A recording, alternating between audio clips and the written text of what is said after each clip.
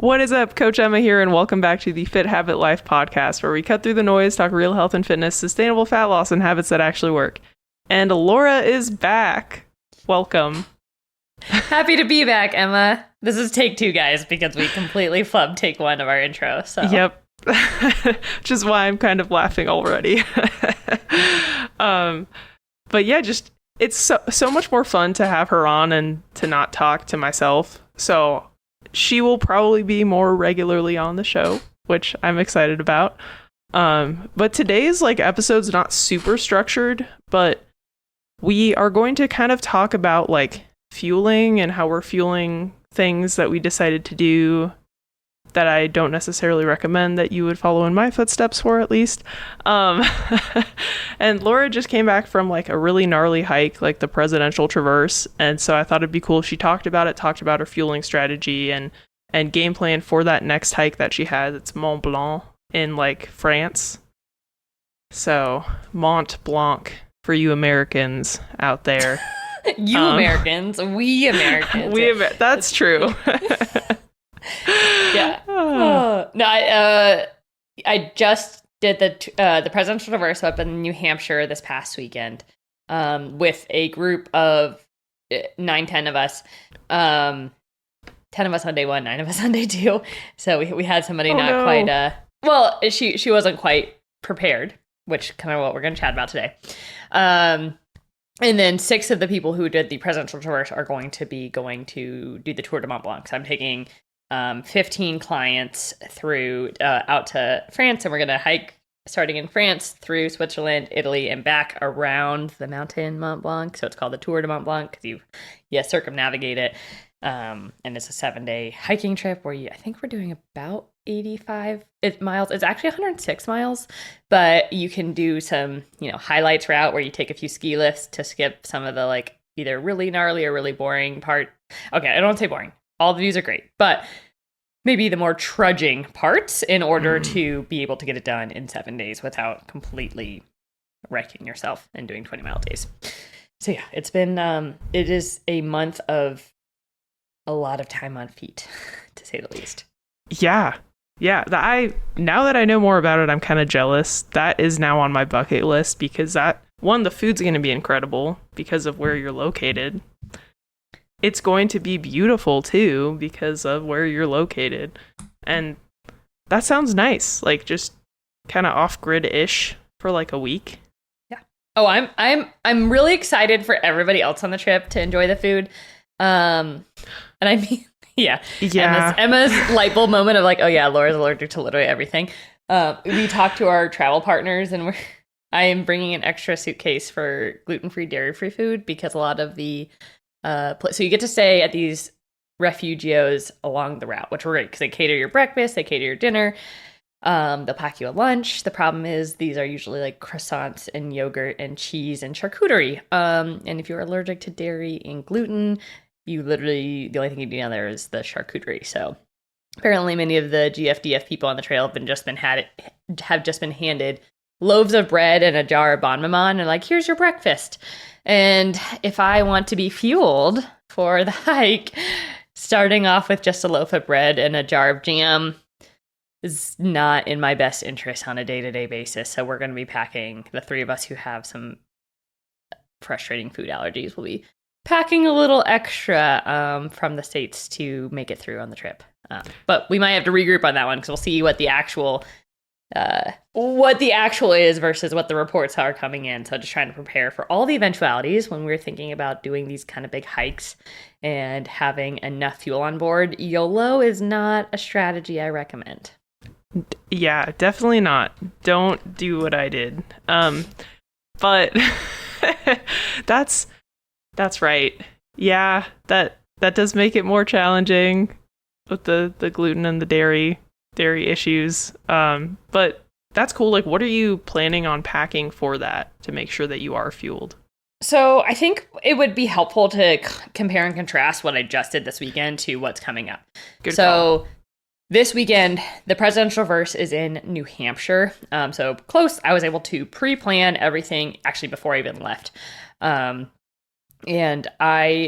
the Presidential Traverse, for anybody who doesn't know, if you go and look this up on all trails. You're like, oh, 22 miles, 9,000 feet of gain. That's hard, but like seems doable, right? But if you have never hiked in New Hampshire, you are in for a rude awakening. And as somebody who has hiked in the Pacific Northwest, the Rockies, the Sierras, like all up and down the West, even in the Southeast, in the Appalachia,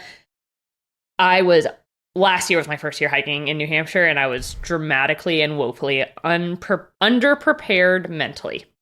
And what do I mean? That is the elevation itself. You're only going up to like 4,000 to 5,000 feet across the board for the most part.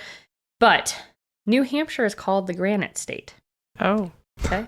So we'll start there. And they call their mountains rock piles because they are just piles of rocks. So usually if you've hiked in the Rockies or the Sierras, you do have rocks, but you're also like have some dirt trails. Like there's a lot of flat-footed time. New Hampshire is its own kind of grueling because you are thinking about where you are putting your feet every single step. You are stepping on a rock to a rock to a rock to a rock to a rock. The most fatiguing part of some of these hikes, if you are cardiovascularly prepared, is you can't just like look around while you're hiking. Because if you do that, you're like going to fall into a rock or like twist your ankle. Not so great. So I would say of the 22.12 miles we did, 22 were rock to rock to rock to rock. Just so you are very mentally fatigued about thinking about every single step. One of the girls called it, oh, we're on the moon rocks right now because you were just stepping on these like sharp, pointy boulders. So it's a much more grueling bit of elevation than maybe elevation you've done elsewhere. And so because of that, when we're thinking about fueling, you cannot fuel these hikes by mileage. Some people like to think about, oh, I'm doing 22 miles. Maybe I should do like, X amount of carbs per mile. And you can't think about it that way. So our first day took us just over 10 hours to go 12 miles. So Wow. Almost a little 45 minutes a mile, which seems like, oh, you must be really moving really, really slow. We were moving relatively fast for the trail, but they're really, really hard miles because of that rock or traversing, or maybe you've got your hands here and your poles there and you're just trying to get up this mountain. So because of that, when I go to plan for that kind of trip, I chatted with the group because they had done various parts of it. And I was like, okay, what do you think about how many moving hours is this going to be? And they're like, 9, maybe 10. And my strong recommendation, especially for clients in this space, is you want to be packing for something this hard and challenging, 60 plus grams of carbs per hour. And I say plus, like minimum carbs per hour. And if it's going to be 9 or 10, I'm going to pack even more than that, to be honest, because what if something happens? What if, last year, half the group ran out of water and to get to the nearest water source was a half-mile hike down the mountain, like I want to say dropping 500 to 700 feet of elevation, fill up your water and come back up. Oh. Like that's a big add-on when you're already planning for a day. So preparing for some of those eventualities is helpful. Like you don't want to be under. So I packed 2 days worth based on the time. And it's like, okay, I'm going to pack that amount of grams of carbs per hour. So I packed gels, and I also packed liquid carbohydrates. So things, Tailwind in this case, because Tailwind or Scratch both have, in this case, it's very helpful to have a single serve package that you can easily rip open. That's the right grams per. So I packed 200 grams of things that went into my water bottles, and then enough, like 600 grams of carbs in gel form. So 800 grams of carbs was in my pack for both days, or each day. And when you're planning that, you have to have that strategy in mind, because when you're going up and you're climbing, you're not interested. You don't want to be eating while you're going. And so part of it's like, okay, you look at your watch, you're like, oh, it's been 30 minutes, gel. It's been 30 minutes, gel. Oh, we're stopping for a water break, chug. I gotta like get a few really good glugs of that carbohydrate electrolyte mix.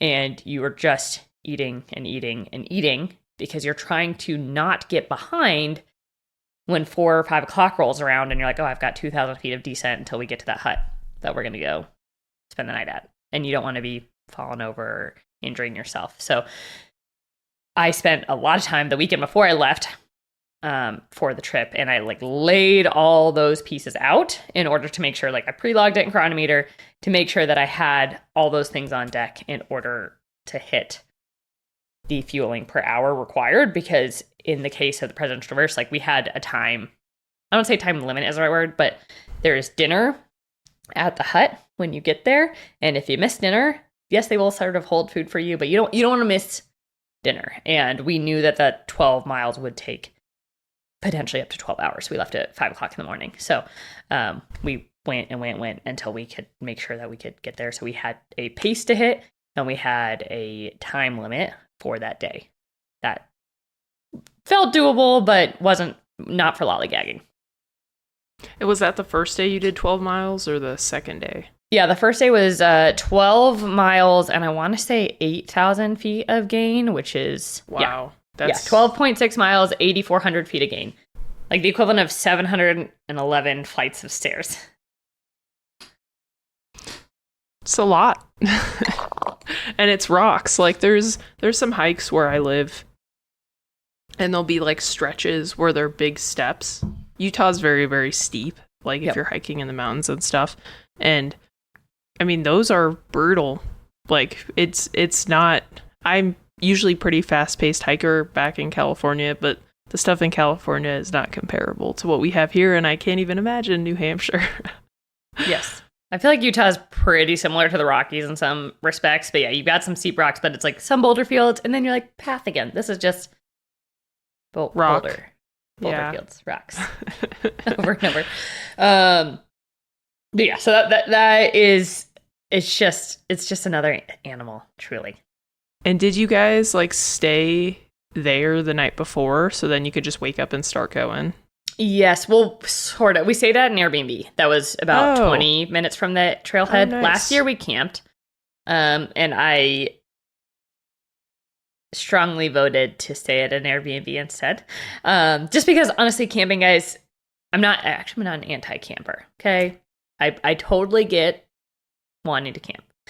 I personally also like to sleep the night before a big hike. Yeah. And laying in a tent and thinking about all the things that could possibly be outside the tent. And then there was like, apparently at the trailhead last year, there was like a bear going through like, you're just, I wanted to get as much sleep as possible before doing something like this. So yeah, we did an Airbnb, which actually allowed us to get ready faster and sleep in a little bit more, because all you had to do was like strip your bed and like grab your bag and go. Versus trying to also then pack up your campsite and do all those pieces as well. At 3 o'clock in the morning. Yikes. I would have definitely voted for the Airbnb too. I've only been tent camping. Actually, that's probably the only time I've been camping. So one time, and I slept terribly. I was also intoxicated, which doesn't help, and I didn't have the proper equipment. So there's like that too, but that's not something that I look forward to if I have to do it. So yeah. Good call.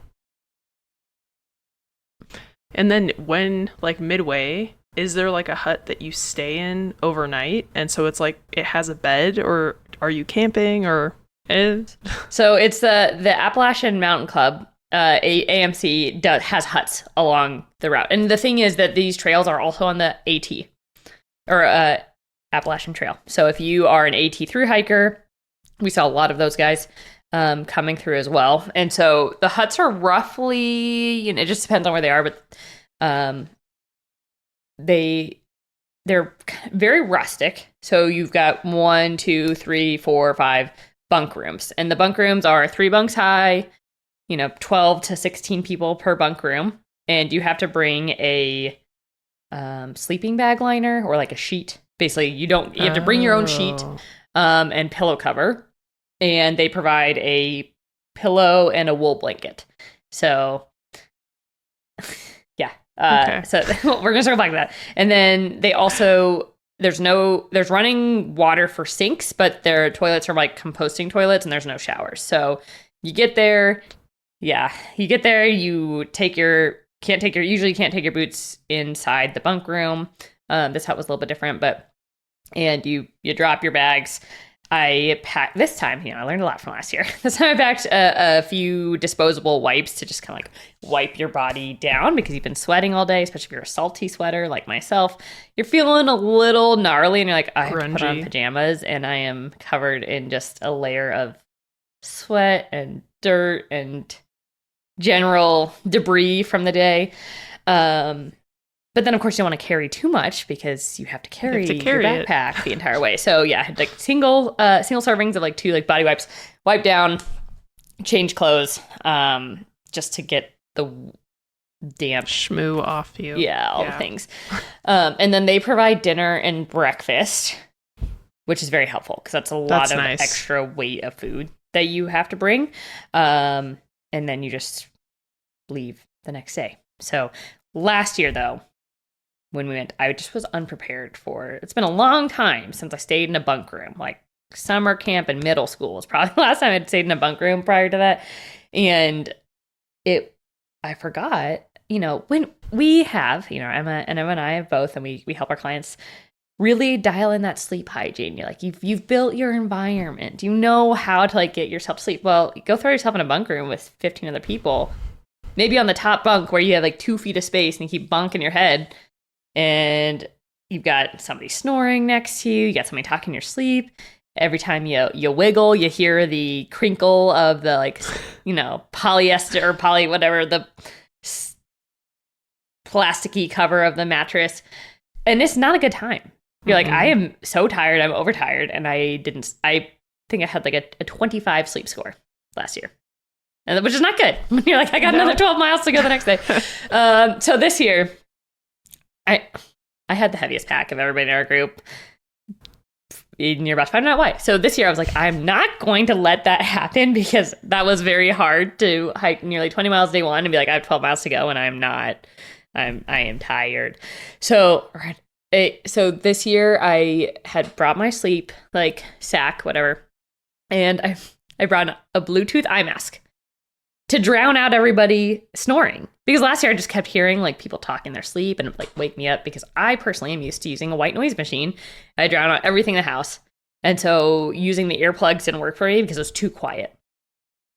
And you could still kind of hear things going on. So for me, drowning out the noise is better than trying to not hear the noise at all. So I brought a Bluetooth eye mask to play white noise all night long. And I brought another pillow for my knees. Because if you're a knee pillow person and you get thrown into like, here's one thin camp pillow, it's problematic. So, I mean, I did get like a backpacking one where you like blow it up and it only weighs like 3 ounces, but still, adds a little extra weight. So I had a blow up pillow and the Bluetooth eye mask to help. And I went from like a 30 sleep score to an 89 at the hut this time, which that's pretty good. But, I think it was worth carrying the weight of that to know 100%. That I could do day 2 better too. Because like, hey, we got to recover. We're eating carbs and we got to like sleep well or sleep as best as possible. So yes, bougie because it weighs a little bit more than, your typical like super light eye mask. But I didn't wake up in the middle of the night with other people talking and snoring. And I heard from everybody else that apparently there was a chorus of snores all night long. Yes. Yeah. And I was like, didn't hear it. That's great. Yeah, I feel like stuff like that's always worth packing, like 100%, because, and I struggle with sleeping on vacation in general, even if it's not like in a cheap like bunk bed with a bunch of other people, like I just struggle. And something I'm trying to dial in to where if I had something that I knew would really help me, I would for sure pack it every single time I traveled. Yeah. So. Totally worth it. So, but that being said, to contrast, my pack weighed 31 pounds and the lightest of the 10 of us was 17 pounds, which is a big difference when you're carrying yourself up and down mountains. That being said, okay, there's my here. If there's a zombie apocalypse, I am going to be the first wave of people to die because I have 2 big issues, which is also why my pack weighs so much, is that my water needs per day are really, really high because I'm a heavy sweater, and my carbohydrate needs are really, really high because my maintenance calories are relatively high. So the girl who had the 17-pound pack was totally fine, like doing the bare minimum water fueling. Meanwhile, I drink nearly close to 2 gallons on that day. And 2 gallons of water, guys, weighs 20 pounds. Yeah, that's a lot. So if you can get away with only packing like 8 pounds of water and then refilling midway versus I had to pack, 12 pounds of water and refilled it at the hut midway, that's a big difference when it comes over like the course of the day. So yeah, their water needs are way too high for myself. I've been contemplating how to drink less water and I haven't figured that out. So I'd rather just pack it. Might as well just build some more muscle to be able to carry your heavy camel hump up and down the mountain. So 100%. Well, I know how you trained, and you kind of documented how you trained for this, and there were a lot of haters on the internet. Like, a lot. Like, it was kind of ridiculous. So now I understand more why you trained the way that you did, because I saw some photos of the boulders and all of that stuff. But tell the audience, like, how were you training for this living in Texas? Yeah. So for anybody who's not been to Texas, even though I caveated on every single post, like, I live in Texas. Texas is flat. Well, the area around Dallas is flat. Flat, very flat. So when we put into the context of the hike that I'm training for, it has 8,000 feet of vertical gain in a day. I can't even find anywhere with more than 500 feet of vertical gain within a 3-hour radius. So even if I found somewhere with 500 feet of vertical gain, which there is one like about 2 hours north of me, I would have to go up and down a 2-mile stretch 16 times to get the same amount of vertical gain. Like, it's just not replicable. And when you are a flatlander and you are trying to train for these things, you just have to figure out how to make it work at home. So with the help of Laura Hall on my team, one of the coaches who works for me at EPN, she really specializes in writing these kind of trail training plans. She had programmed like, hey, here, do this much time on feet, and then here's roughly how to split it up. And so what we did was split about roughly a third tread hills. So tread hills are where you're wearing your pack, you're on a treadmill, and you are at a certain percentage of incline. So above 8%, 8 to 15%, and whatever pace you can do to like do the 8 to 15%. Because again, pacing on hiking, I'm not gonna say it doesn't matter, but your goal is like, hey, I'm practicing the inclines, and like whatever pace is gonna get me up the incline.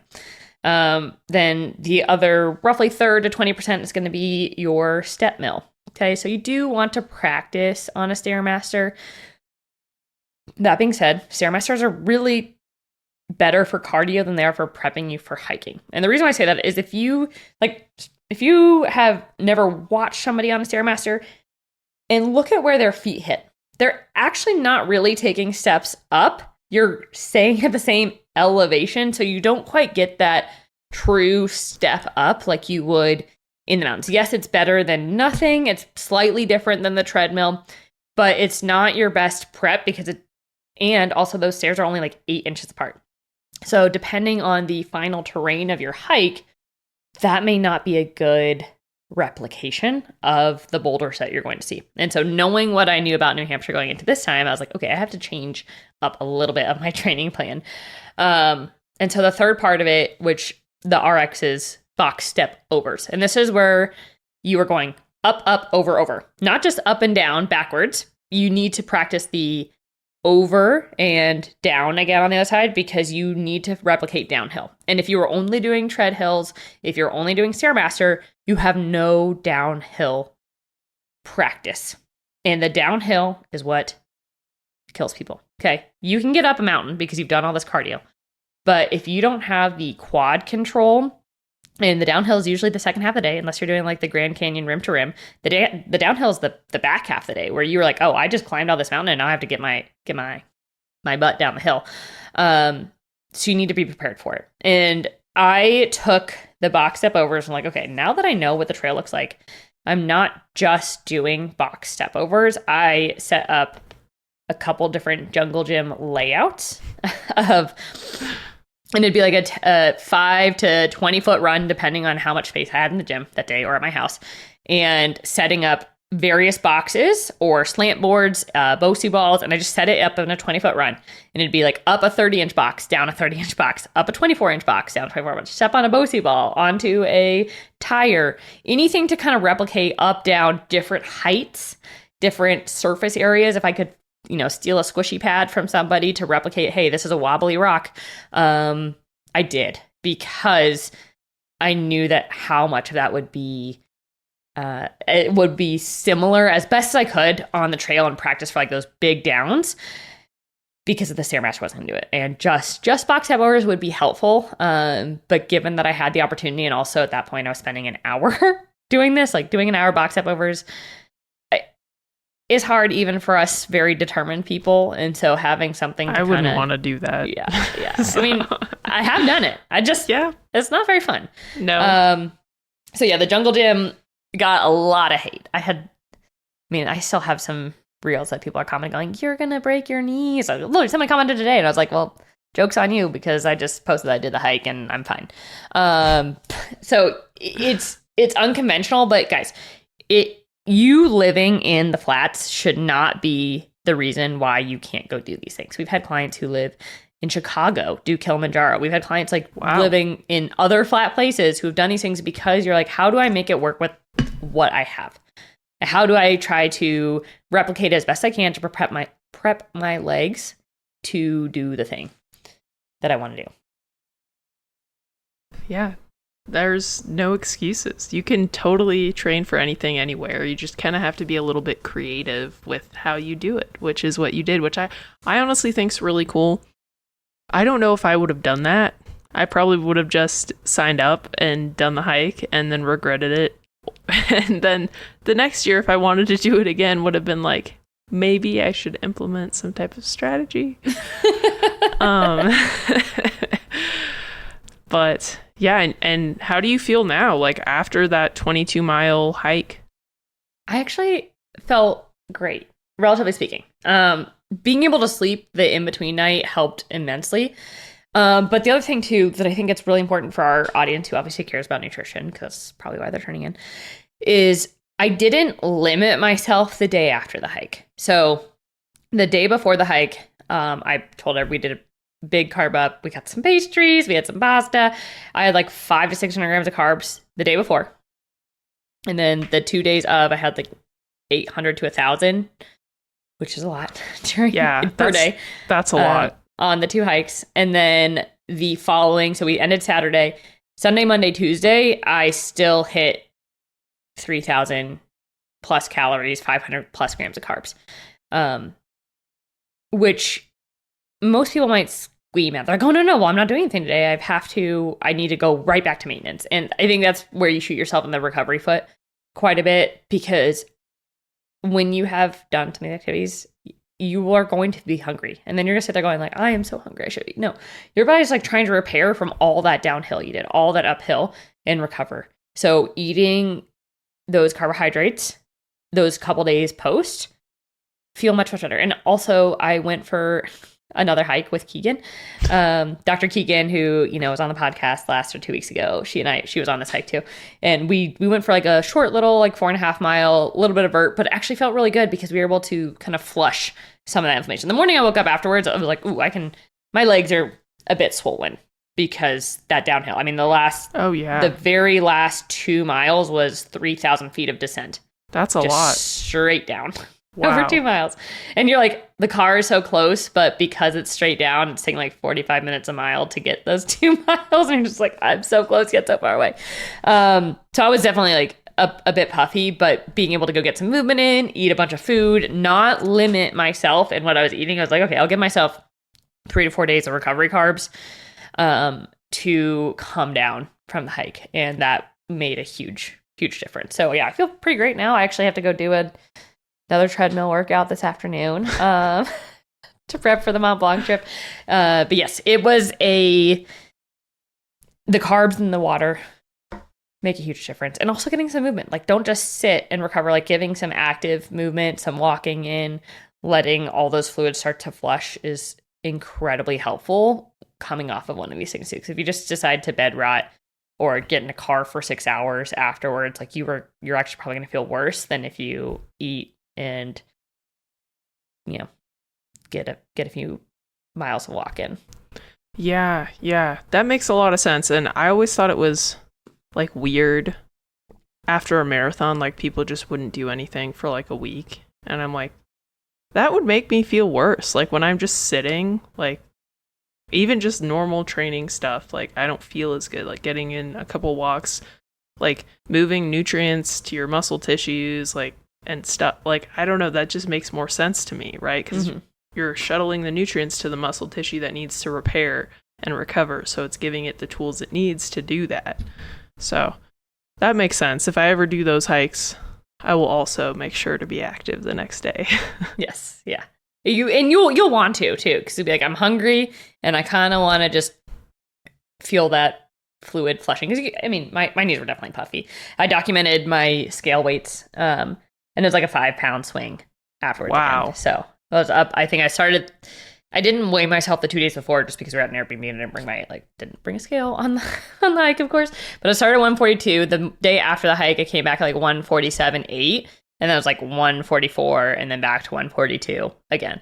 But that's just a bunch of fluid. So that's like 5 pounds of fluid moving, like inflammation, fluid clearing.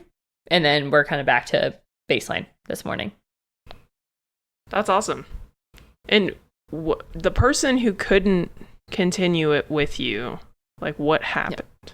So she was a friend of one of the gals in the group, and I think this was her first time going through she'd done one of the individual peaks, but I think the one thing I didn't say is, guys, the 22 miles was 10 peaks.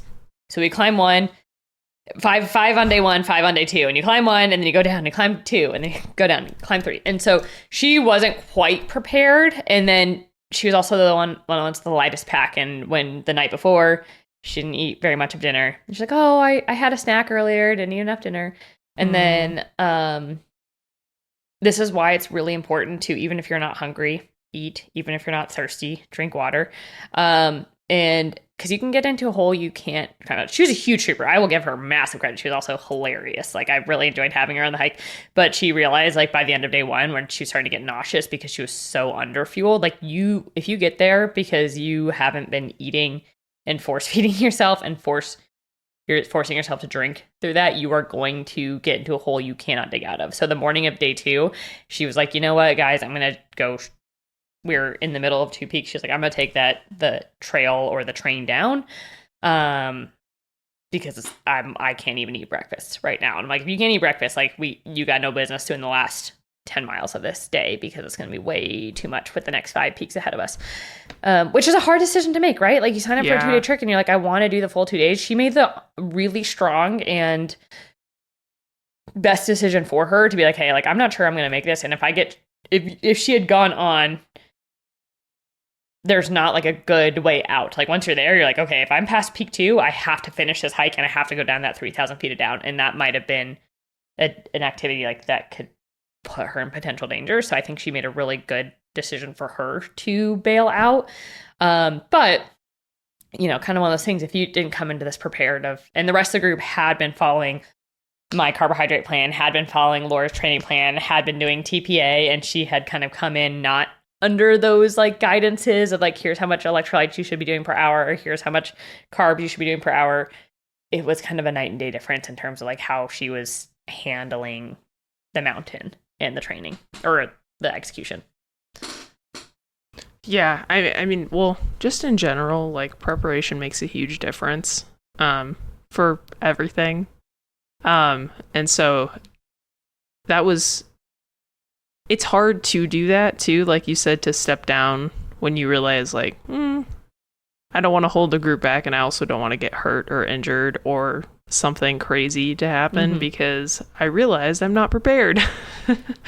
And not a lot of people would do that. So that's cool that she did do that, and at least she got to enjoy half of it, or kind of enjoy it. Hopefully it wasn't too painful. Oh no, she's a hoot, and she got, I mean, hey, she bagged 5 peaks on day 1. So that's pretty awesome. And I think it's really hard to choose to be like, hey, I am not in a position where I can do this. And a stronger decision than most would make. So like, I think I can just like muscle through. But a couple of the members of our squad are on the New Hampshire search and rescue team, and they kind of talked her through it. And we're like, hey, like we don't. Oh, wow. Yeah. Wow. Well, cool. That's a crazy adventure. Are you going to do that one again? Because you said the last time that you did, I forgot what the other one was called. The Pemi Loop. Yes, the Pemi Loop. So those are the two hardest hikes in New Hampshire, I think. As far as I know, that they've been telling me is that like those are the hardest too. I said I'm not doing any of them again. I will do something different, but I'm not doing, like, you do it once and you're like, I don't quite know what it's going to be and I'm going to do it. And then now you know what it's going to be. And I'm like, do I need to see these again? No, I think that's a one and done. So the problem is I said that and then they started scheming up something worse for next year. And I'm like, maybe I was like, maybe I need to pull them into like, let's do something not in New Hampshire and some other form of mountain ranges. So we'll see. TBD. I will be down to be doing one a year of something like that.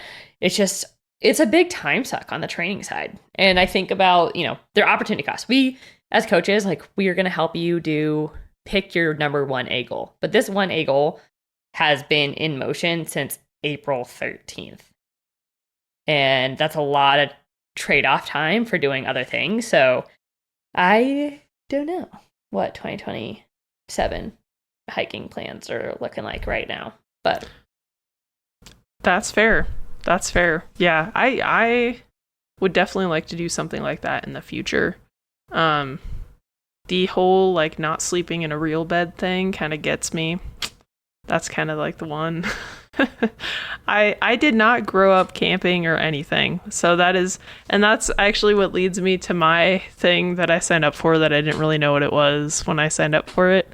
Oh boy. What did you sign up for, you guys? Emma did not tell me. She's like, we're going to talk about this thing that I'm going to do and I'm going to tell you on air. So what did you sign up for? I signed up for a Ragnar trail race. Okay. I don't know if you know what Ragnar is. I didn't. So I was like, okay.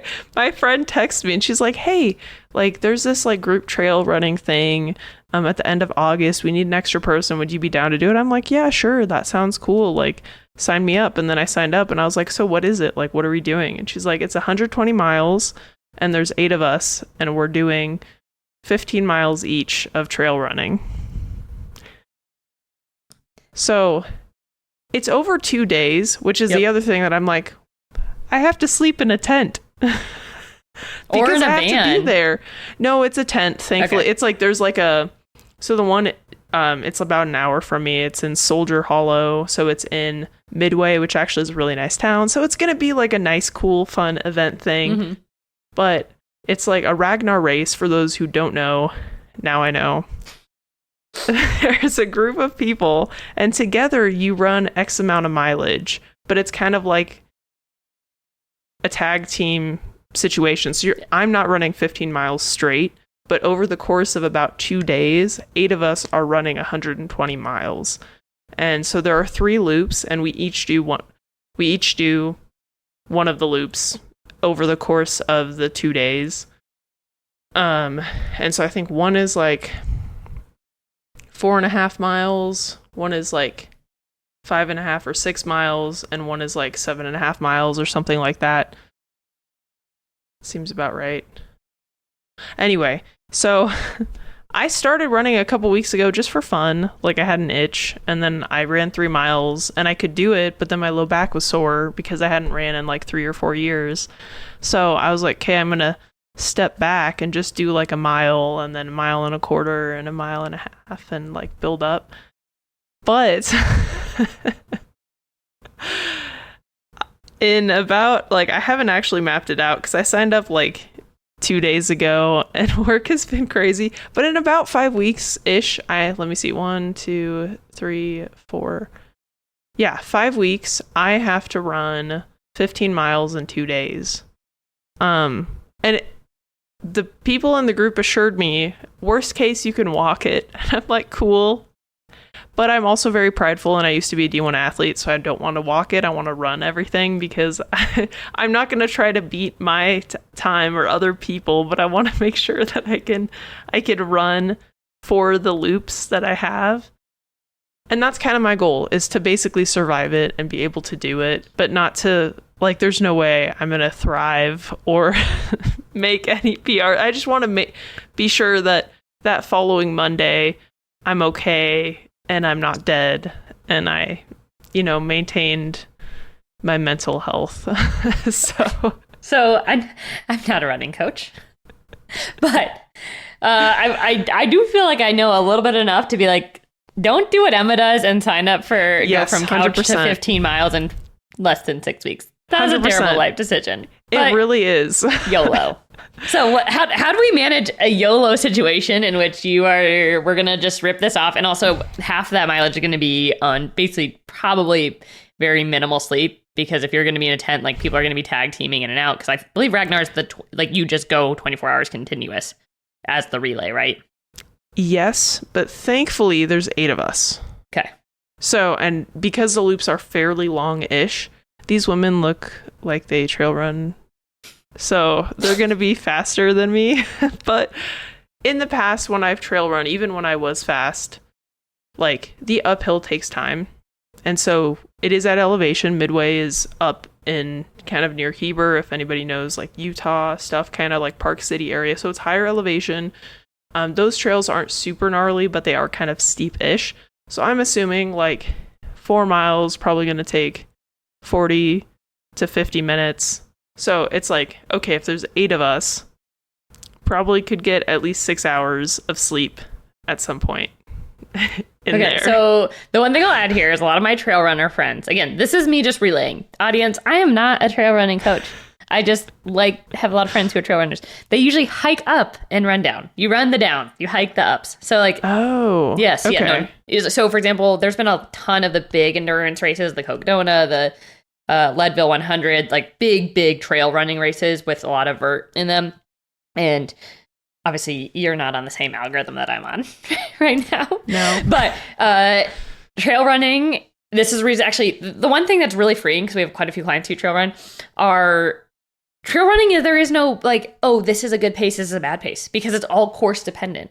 Because if you get a really, really steep course, your mile splits are going to be less, but you also had so much vert. So you're going to be like, oh, I'm hiking the ups and I'm trail running the downs. Like, that's the, like, mentality I would bring to the next 5.5 weeks of training versus going, I had to figure out how to run the ups. Like, think about how to, like, fast hike the ups and then jog the downs. And then if you're a Strava person, are you on Strava? Yes, now I started. Oh, okay. Well, why haven't you friended me on Strava? Oh, I will add you after the podcast. So if you log trail runs in Strava, it gives you a I don't think it's road adjusted pace or flat, basically going based on how much vert you have. The slower you go, the better race pace. Not the slower you get, but it gives you an adjusted pace as if you were running that on a flat. Because it understands, like, hey, if I'm doing all this vert up, that you can't be running that. I mean, you could be, like, but I would think of it more so, especially with 6 weeks to go.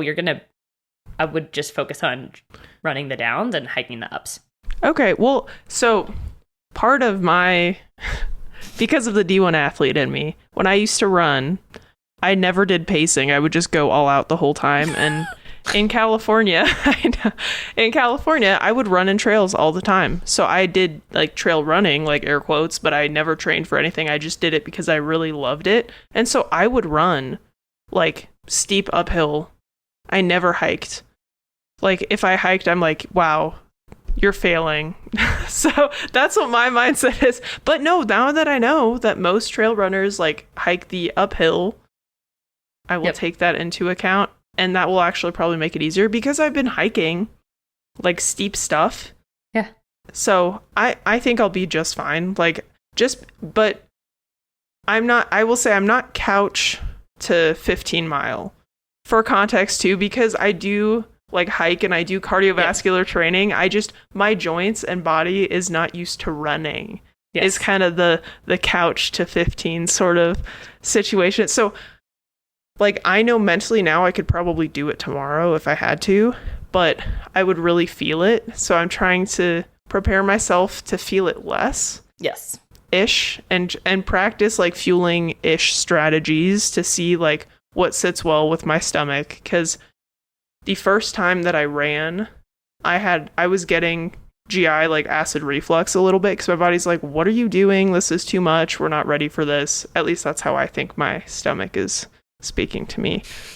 But like running a mile, like I ran a mile yesterday just to see like how it felt, and I felt fine. I didn't have any GI issues. Today I ran 2 miles and I'm okay. Also, I'm not going to run back to back. I was just trying to feel it out a little bit and see, because I'll have to run back to back within like a 12-hour sort of thing ish, probably. I don't know. Anyway, so But also think about your like quick hiking pace up versus your running pace up. Like, how much more effort are you going to put into being like 1 minute per mile faster trying to run up? Whereas if you can conserve energy, fast hiking up and then running down too. Yeah. That's smart. Yeah. I need to order trail running shoes. Yes. So I'm going to do that today. But yeah, my and this is my game plan. Slowly build up mileage like running. I will hike once a week so that I'll practice the uphills. I'll probably wear the trail running shoes so that I'm used to them and comfortable with them. And thank you for this, because this helped realign my strategy. And I'll probably, goal is to run like 2 to 3 times a week. But this week just twice. I don't count yesterday. I just wanted to kind of feel it out. So probably another day this week. I am hiking on Saturday. And just making sure I'm fueled. Like, I'm not doing this for fat loss. I'm not doing this to lose weight. I'm just trying to not break my body in 5 weeks. So that's kind of my... So, yeah, that's, I guess, my strategy.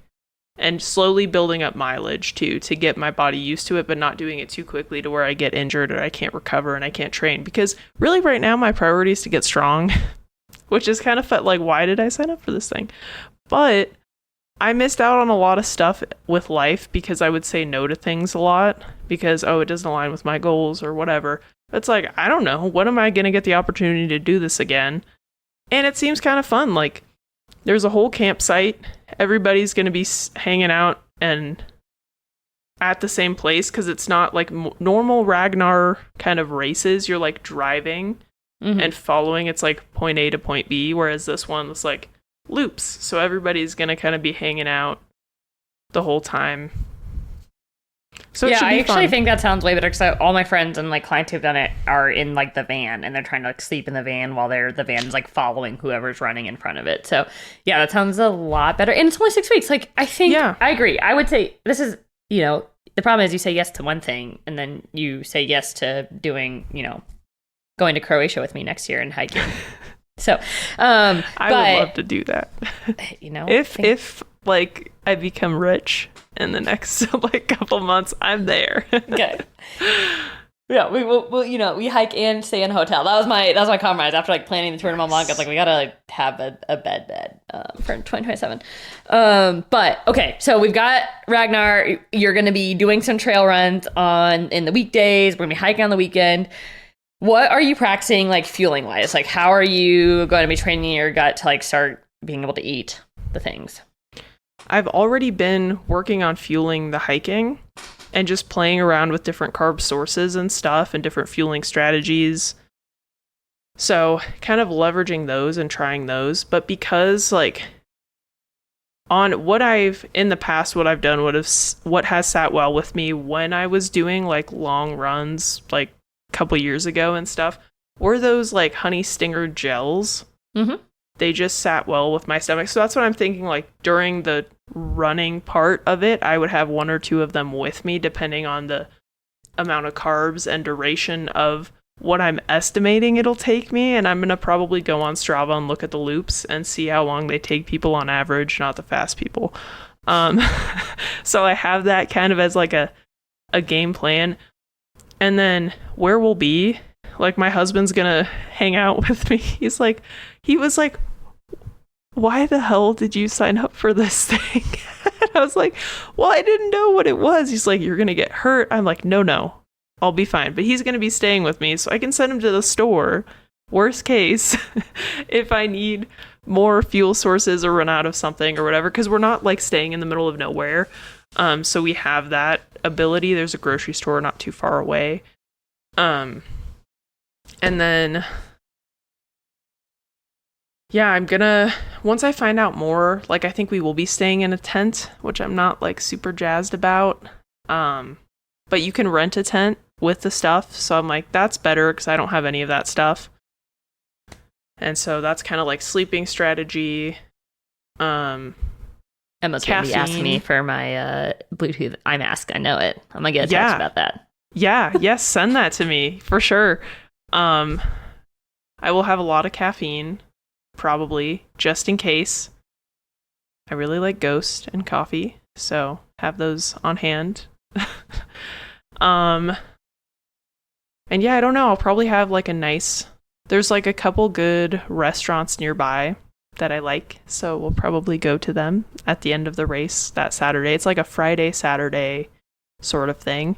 I don't know if it starts like Friday night. I need more details too to better strategize and plan, which is probably... I have 5.5 weeks or whatever. But yeah, that's kind of, I guess game plan is it's kind of loose. And just play around. Because right now, like 2 miles, I don't need to fuel, like, for 2 miles. Like, that's like 15, 20 minutes. Like, it's not a huge deal. I did that this morning. And I'm just running in my neighborhood right now. I have some trails behind me, like behind my house, so I can go up there and start trail running. But, yeah, so basically adding mileage, then adding incline. And if the weather's not good or it's too hot, I'll run on a treadmill to get some incline. And then playing around with carbs for those hikes and seeing what sits well with my stomach so that when the event comes, I'm not like having GI issues and stuff. So like 2 things I think about here. One is hydration. So obviously if it's and this is where hiking versus trail running versus road running can be such a difference, because a 4.5 mile loop on a road run, you're like, oh, no big deal. That's 40 minutes. Hiking, it could be 2.5 hours. It could be, depending on the vert, okay? Mm-hmm. So, and then trail running, maybe that's an hour and a half, or maybe it's an hour, just depending on like how much up you have, how much down, or how technical your footing is. So if it's a nice packed dirt trail, even if it's a lot of up and down, you might go through it much quicker. If there's a lot of rocks, if you just decide to do it in New Hampshire, would probably never, ever sign up for anything you have to run in New Hampshire after my 4 days of hiking out there. But those kinds of things, that's where when we start thinking about fueling, letting go of fueling by, oh, it's 4 miles, I only need to do this much, versus, oh, it could be 2 hours, I need to pack 2 hours worth. That way I can fuel every like 20 to 30 minutes. As needed. And that's where hydration comes in, because you might go, oh, it's a 40-minute run, I'll probably be fine. I'll just like chug some water when I go and I'll have some at the finish line. But if it's something that could be an hour and a half, you're going to be wanting some hydration replacement, whether that's like a hand bottle or whether you decide to go like all out and do a vest or a belt, or how do you want to like store the things, because if it's you're packing 1 to 2 gels versus 4 gels versus like a water bottle, what does that look like too? So that might be some things that I would be looking to test. Thank you. I appreciate it, because I wasn't thinking about hydration. I used to have, when I was running a lot, I had a hand bottle.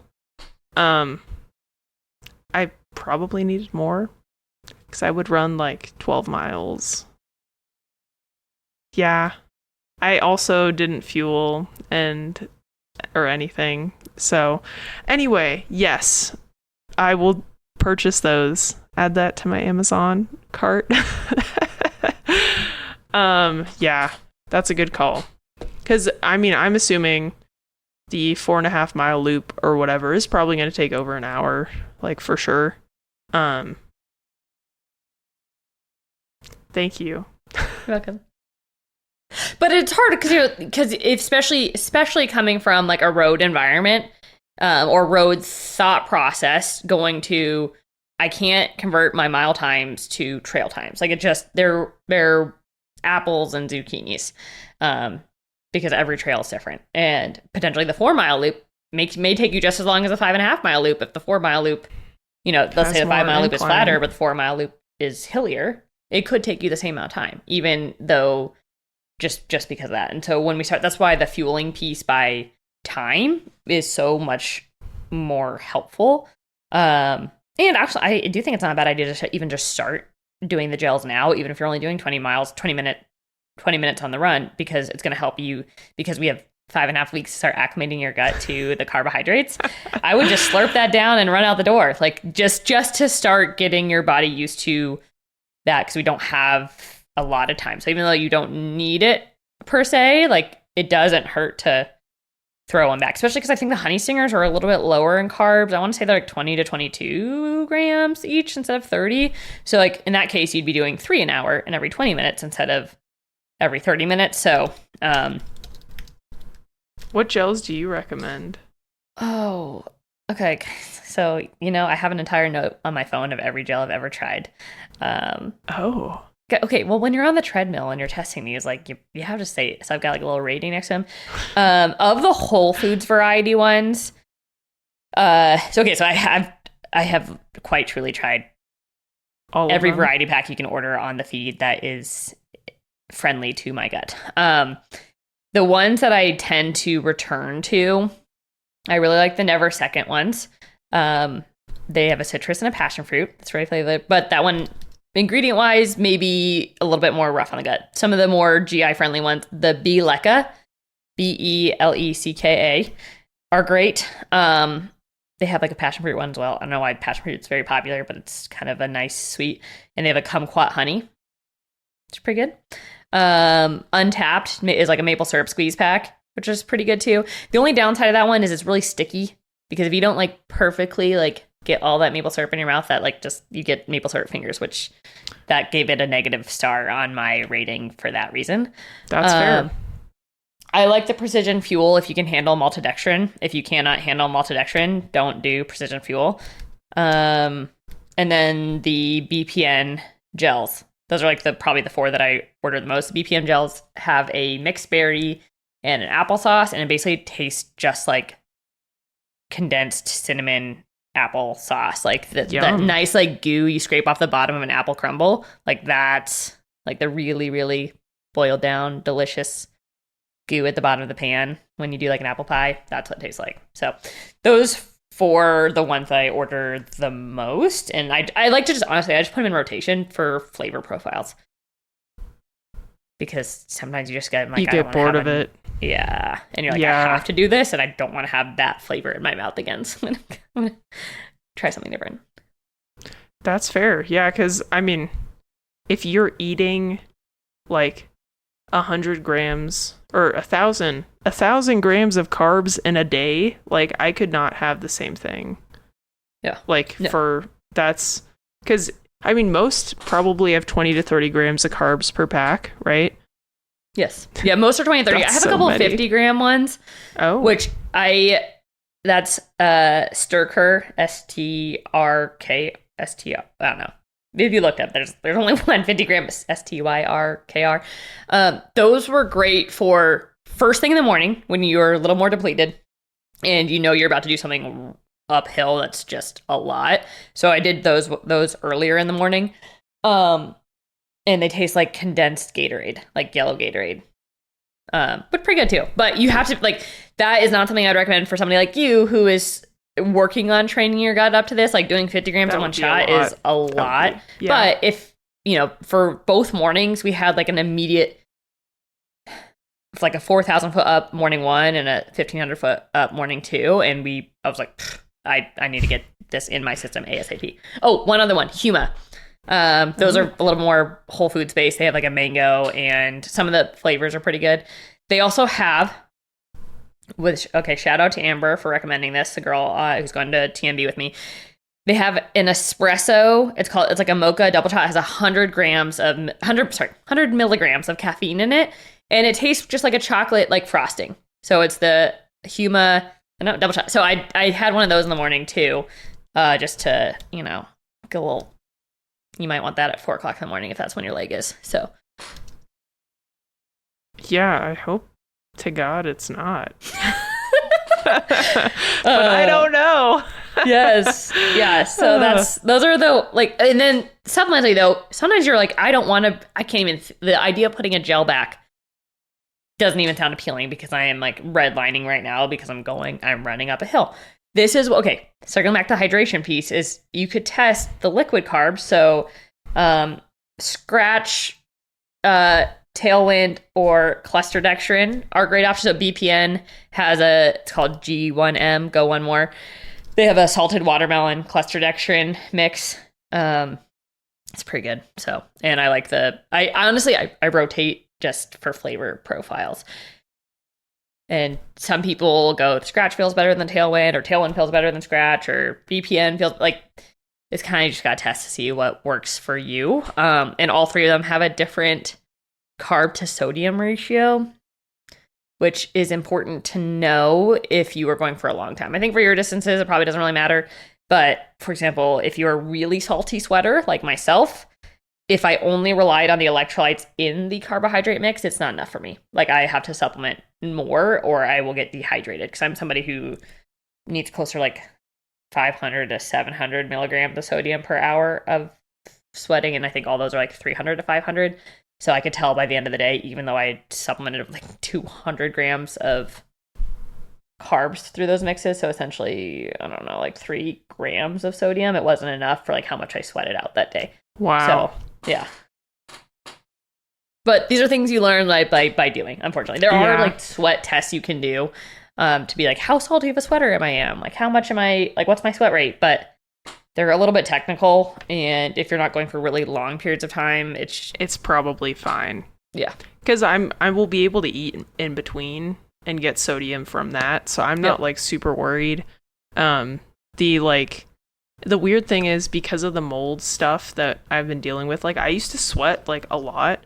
And since like being moldy, I don't sweat as much. So I've started sweating again, which is like good. That means like my body's like detoxing things and all of that stuff. But so it could be either or. Hopefully by that time, like I'm not moldy anymore.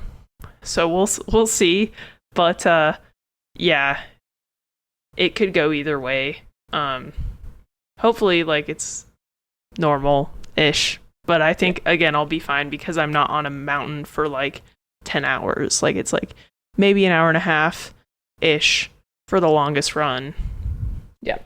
Yeah. No, exactly. Like, and that's where you get a lot more wiggle room than if you go, I have to keep pushing and maxing for hours at a time, then that's where the strategy needs to get a little more dialed. Or that's for testing on your long hikes. And you're like, okay, well, how am I feeling by like hour 3 or 4? Where do I need to make an adjustment here? Yep. 100%. Yeah. Well, thank you. This is going to be helpful for me. I'm going to definitely buy some of those like gels you recommend and like start experimenting with them. And I'll let you know how it's going. And podcast folks, you guys will probably get updates frequently as well. And I'm probably going to document it on Instagram because why not? Hey, 5-week series from Emma, how I went from couch to Ragnar. Yeah. And then she'll have an asterisk being like, I wasn't doing nothing. I just wasn't running. Couch. But exactly. I like it. 5 weeks, 5 weeks couch to Ragnar. That's my series name for you. Also, you can, if you haven't heard of the feed, have you heard of the feed? No. Okay, so the feed is, you can order a bunch of single serves of all the gels and variety packs so you can test them. Highly recommend that so you don't have to go buy like 12 at a time and you find the one you hate. So you can, I would do that too. Thank you. Yeah. Yeah, single serve. That way you Top can test gels of 2026. I can test all of the. Ooh. Yes. And then there's like, they have like a Whole Foods pack, which is probably what I would order for you, which has some of most of the ones that I listed. Like the cool. The Leca, just ones that are a little bit, probably a little more GI friendly. Will do. So listeners, if you're doing endurance stuff too, and you're like, hey, I'm kind of interested in experimenting with this, I will post like some of these in the show notes so that you guys can check them out too. And we can experiment together. Cool. Well, I'm excited to have you back on to talk about how Mont Blanc went And then we were talking about other stuff before, so she's definitely going to come back. Probably not before because that's it's 3 weeks away. I mean, you can, like, we can yeah, I think something. I leave 2 weeks from today. I'll be on an airplane to Paris. France? So yeah. No, we'll come back and discuss how that went, because guys, I'll give you a teaser here. I planned all my carbs for New Hampshire. I will not be planning all my carbs for Mont Blanc. Honestly, packing that much, and also airline luggage requirements, et cetera, I like physically can't bring the weight of product that I'm going to bring. I'm just going to bring the carbohydrate powder. So I'm going to bring the Tailwind that I was telling Emma to buy, and we will circle back to see how it goes trying to fuel on the fly without tracking in Mont Blanc. And this could go really well, or it could... I actually think for the people coming with me who are going to be able to get baguettes and crepes on the way, they're going to be great. They're going to be living their best perfect life. Me and my... gluten issues. My gluten-free loaf of bread that I'm going to be getting in my jar of jam are going to be probably very... I probably never want to have like toast and jam again after that week, but we will see. So we'll report back in late August sometime. Yeah, that sounds like a plan. Well, I hope it goes well, and I'm excited to see how that goes. I feel like because you've been doing this for so long, you can kind of intuitively do it. Obviously, it's not going to be quite the same as being able to prepare, plan, pre-track, and all that stuff, but you'll probably be just fine. Yeah. As long as you don't stop eating. I think that's it. Like, truly, guys, if I was going to leave you with one thing here, it's when you are in the middle of these activities, your gut is going to be your limiting factor. Like, do not let your fuel... I would recommend you just eat as much of easy to digest carbs as possible that you can while having non-gut issues. And I say that it's a very, very broad strokes. I know a lot of people go like, well, XYZ, caveat. But what I'm who I'm speaking to are the women who are afraid, going, I ate 65 grams of carbs, like I'm going to gain fat from this run. That's who I'm talking to. Okay. You probably will just continue to power. If you are redlining, if you're pushing through, you are going to use it, and you are going to need it to recover. So don't be going, oh, this is a little bit like less intense than Laura said. I'm going to do like 50 or 40. Like, okay. Overfueling, far better than underfueling, as long as your gut can tolerate it. Okay. That is my like bigger caveat take home here. And also being sure that you fuel yourself enough to recover the next day. Like, don't just straight go back to maintenance and limiting your carbohydrates the day after, because you're going to be feeling a kind of way. Like, Emma is going to be eating before her Ragnar, during her Ragnar, she's going out to her favorite dinner after the Ragnar, and then she's probably going to go eat another baguette the day after the Ragnar and be like, I feel amazing. Yes. Well, that's a great way to end the episode.